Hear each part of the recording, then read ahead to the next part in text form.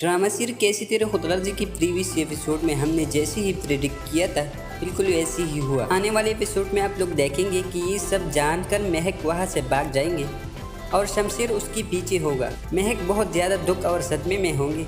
ये सब लोग घर पहुँच जाएंगे और घर में शमशेर बहुत हंगामा करेगा। महक खुद से कहते हैं कि तुमने मेरी ज़िंदगी अजाब बना दी और मेरी ज़िंदगी को इतनी ही तंग कर दी कि मुझे घर वालों ने मुर्दा समझना बेहतर समझा और मेरी इस मौत का ज़िम्मेदार भी तुम्हारा बाप ही था। तो शमशेर आगे से कहता है, अगर ये सब कुछ सच हुआ तो मैं किसी को नहीं छोड़ूंगा, चाहे मेरे सामने बाबा साहब ही क्यों ना हो।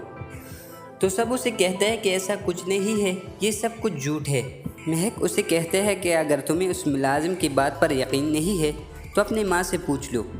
तो शमशेर अपने सर पे गन रखकर अपनी माँ को ब्लैकमेल करता है कि सब कुछ सच सच बता दे वरना मैं अपनी जान ले लूँगा।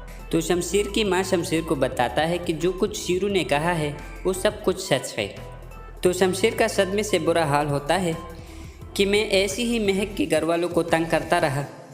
दूसरी तरफ आप देखेंगे कि रिश्ता बनाने वाली औरत निदा के रिश्ते के लिए लड़के वाले को बेचते हैं, लेकिन उन लोगों को जब महक वाले किस्से का पता चलता है तो वो लोग इनकार कर लेते हैं और वापस चले जाते हैं, जिससे महक के अम्मी और अब्बू बहुत परेशान हो जाते हैं। महक के अम्मी कहते हैं कि ऐसी लड़कियों की शादी नहीं होती और न ही ऐसी लड़कियों के लिए रिश्ते आते हैं। तो उस वक्त एहसन अपने ताया से कहता है कि मैं करूँगा शादी। दूसरी तरफ बाबा साहब जब वापस आते हैं तो शमशेर से बहस हो जाती है और इस बहस में शमशेर को थप्पड़ मार देते हैं। शमशेर महक को लेकर घर छोड़कर चला जाएगा। नाजरीन, वीडियो को लाइक और चैनल को सब्सक्राइब करें। शुक्रिया।